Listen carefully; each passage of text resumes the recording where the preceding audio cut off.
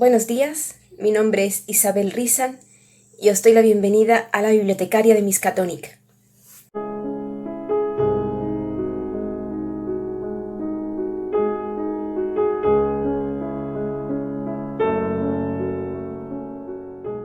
Bienvenidos ratoncillos y ratoncillas, gracias por estar un día más aquí. Espero que hayáis pasado un feliz miércoles, un feliz jueves y quería agradecer a los nuevos suscriptores, a los que siempre estáis ahí, a los que hacéis la visualización completa del vídeo, a los que me dejáis vuestros likes, vuestros comentarios, muchísimas gracias. Nos vamos a ir ya con la autora que traigo hoy.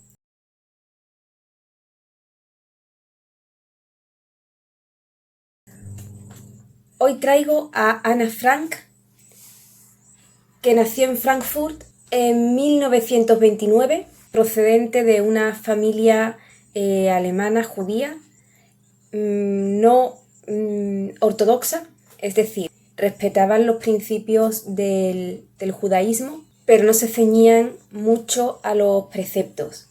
Su padre había sido teniente en la Primera Guerra Mundial, tenía una enorme biblioteca y animaba a sus hijas a que leyeran. En 1933, cuando las cosas empiezan a ponerse muy feas en Frankfurt, en toda Alemania realmente, su madre, la madre de Ana Frank, decide irse con las niñas a Aquisgrán. Su padre se queda en Frankfurt, pero posteriormente, viendo cómo iban derivando las cosas, pues se fue a los Países Bajos, a Ámsterdam, junto con su familia.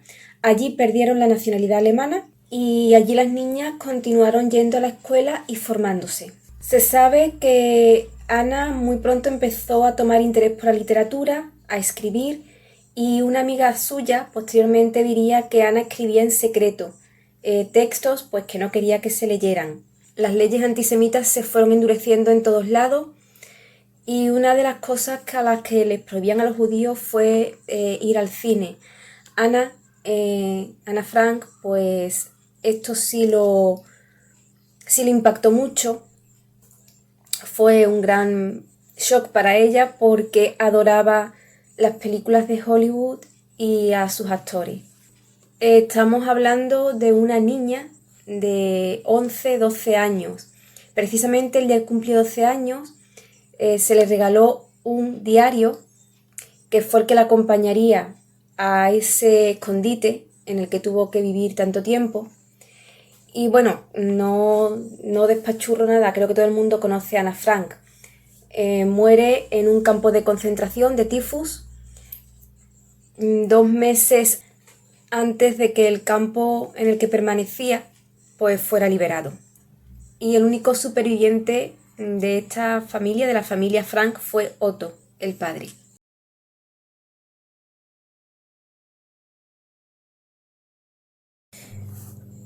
Hoy traigo el diario de Ana Frank. Es archiconocido, yo creo que es raro quien no lo conozca, aunque no lo haya leído, pero se conoce.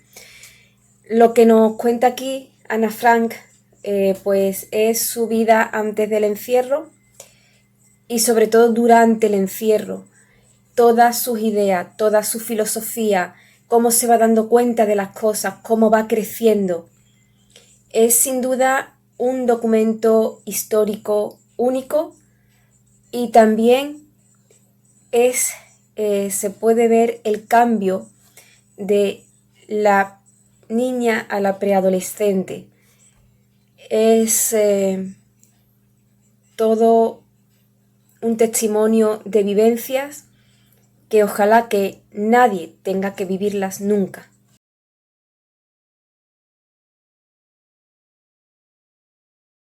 Tras leer el libro de Ana Frank, recuerdo que escribí una pequeña sinopsis y la idea que se me cruzaba por la mente era sobre el padre y sobre las víctimas supervivientes de los campos de concentración nazis.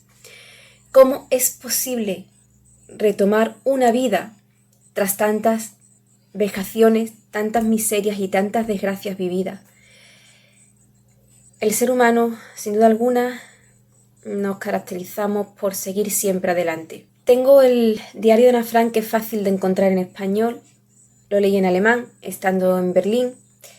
Y bueno, pues no es una lectura fácil,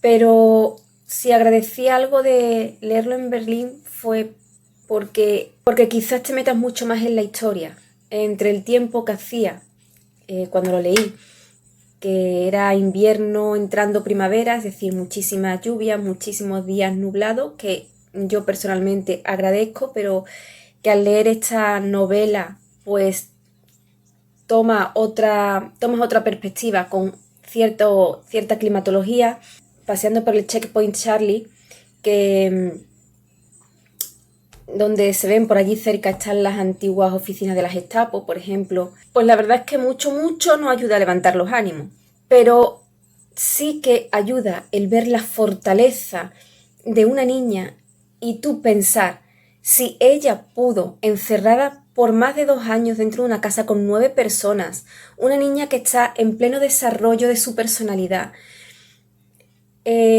con la única salida de escape que tienen la lectura y la escritura, lo vuelvo a decir, la escritura como terapia. No sé qué habría sido de Ana Frank sin este interés por escribir, sin ese diario. Si ella pudo enfrentarse a todo esto con la madurez con la que lo hizo, ¿cómo no va a ser posible nosotros, personas adultas, salir de nuestros problemas cotidianos, de nuestras comidas de cabeza diarias? Ana Frank es un ejemplo de sabiduría, es un ejemplo de fortaleza y es también un ejemplo de humildad y de autocrítica también. Es una lectura para concienciar de lo que tuvieron que soportar un grupo religioso perseguido o un grupo étnico, si no religioso, perseguido por el odio, para concienciarnos también de lo que significa ser una preadolescente, una niña preadolescente o adolescente.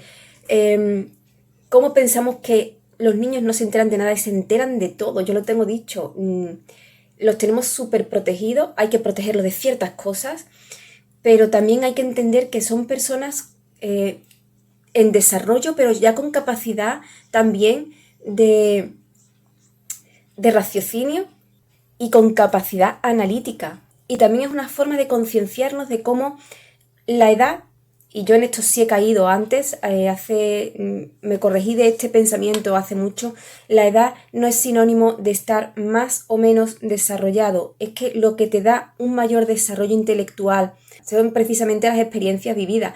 No es lo mismo un niño que tenga que sufrir una guerra que un niño que se lo estén dando todo hecho. No es lo mismo un niño que esté metido en una familia desestructurada y que tenga problemas dentro del núcleo familiar que un niño que esté dentro de una familia estructurada donde todo sea armonía con sus problemas diarios, pero en una armonía donde se preocupen de él.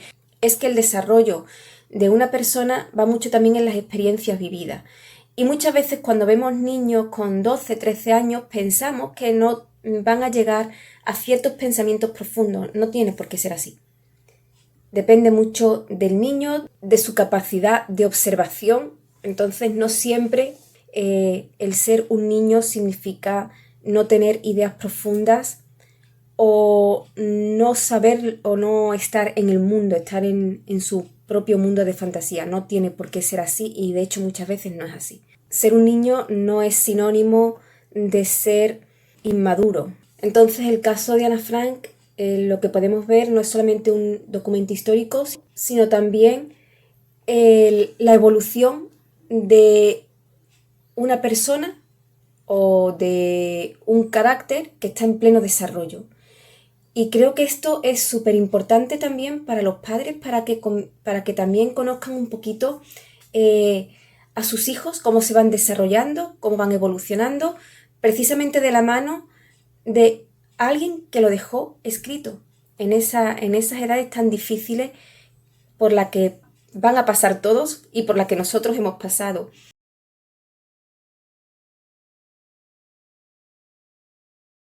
Como curiosidades, 2 años después de que terminara la guerra, Otto Frank intentó publicar el diario de su hija.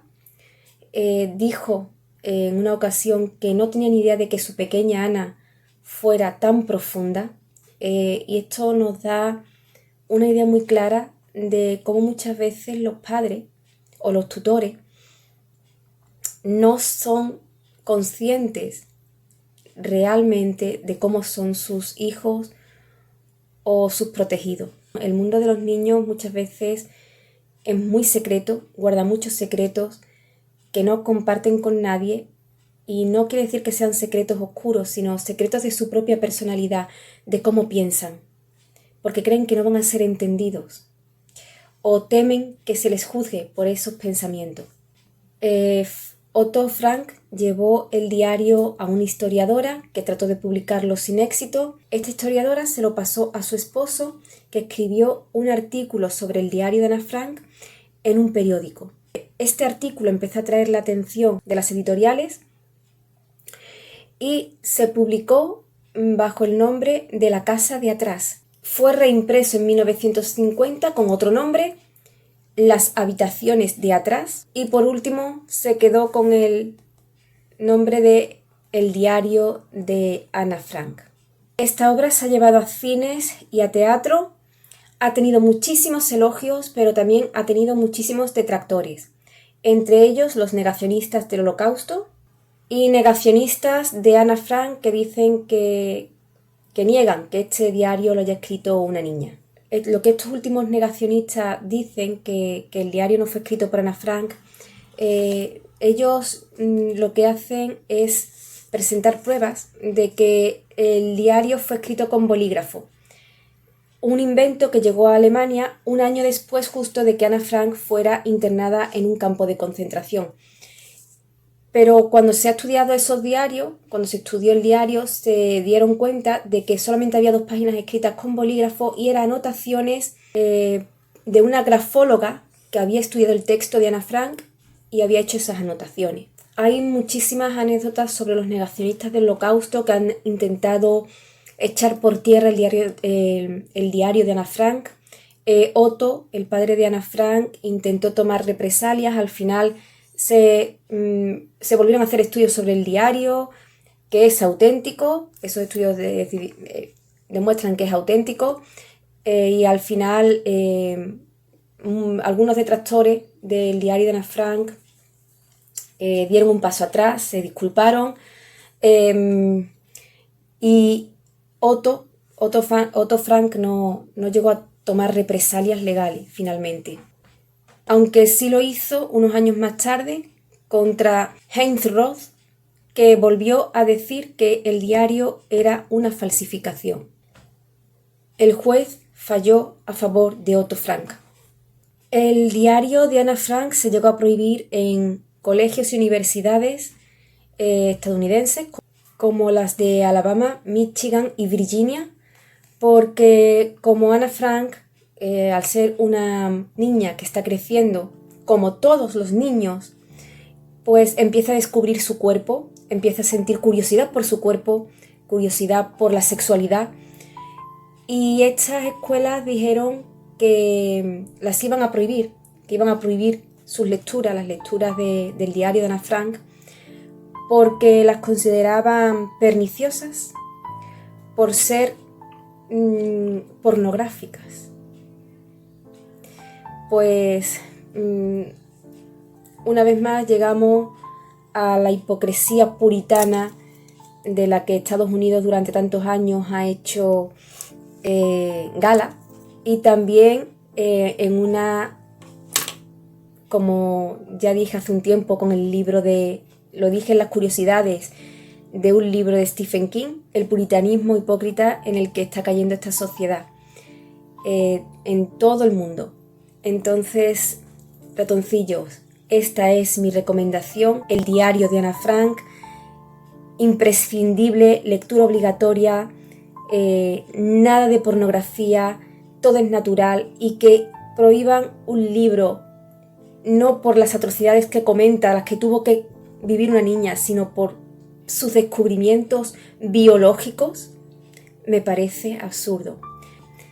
Me parece absurdo prohibir libros, sobre todo cuando lo que tenemos en mano es un documento histórico y es la obra de la que podría haber llegado a ser una gran escritora si no hubiera sido por las injusticias y las atrocidades y las maldades que cometemos el ser humano. Si os ha gustado el vídeo, un like, suscribíos, que es gratuito, recomendadme, compartid el vídeo si queréis, si podéis, si tenéis ganas. Nos vemos el lunes, pasad un feliz fin de semana, sed muy felices y leed todo lo que podáis.